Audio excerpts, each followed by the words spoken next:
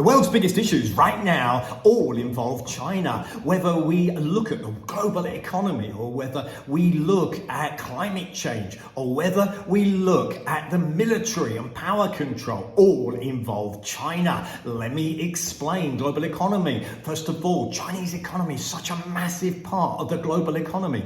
Any slowdown has an effect. Goldman Sachs reduced their estimates from 5.9 to 5%. That's massive. They said China's slowing down more than was expected, and that's a threat to the global economy. You say, how? Well, China produces so many goods, but not only that, and when you've got a supply chain that's stretched already, the world actually needs the supply that comes from China. But not only that, Chinese buy American goods, they buy German goods in abundance. They actually affect the world economy. Okay, China can crash the world economy. It's a tightrope. They want to deleverage. They've got lots of debt. They want to get rid of that debt. They want to make sure the economy is on the right track. And that means deleveraging. It means controlling inflation, keeping consumer confidence high. It's a tough one. It's a tightrope. But China is the one right now that the world is concerned about. And when we go COP26, when we look at what's happening with climate change, we know that China again is the biggest producer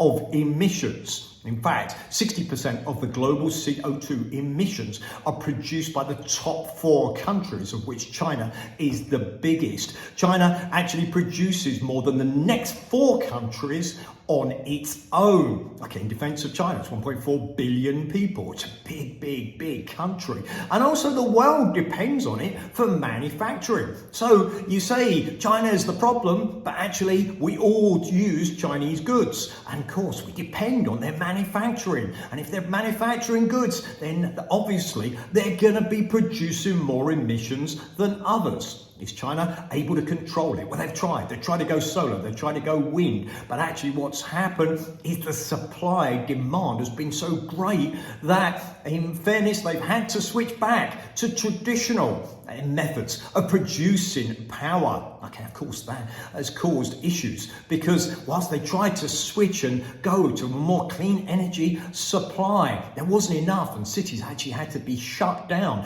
while they reversed and went back to traditional. But it doesn't help the world. Climate change, it really doesn't. And emissions are set to be higher than ever. China's trying to do something about it. But once again, it's hit that tightrope. And when we look at power, we see for the first time Russia and China getting together in military operations. Should the world be worried about it? Taiwan certainly is concerned. Will there be an issue there? Okay, obviously we don't know, and we'll watch to see what happens. And of course, when we get to COVID, controversial subject, China has had 4,500 deaths. Okay, and people say that's a great success, and others say, do you trust the figures? China is controversial, and right now the biggest crisis in the world is depending on China. China is the biggest issue right now. If they get the economy right, massively helps the world. If they get it wrong,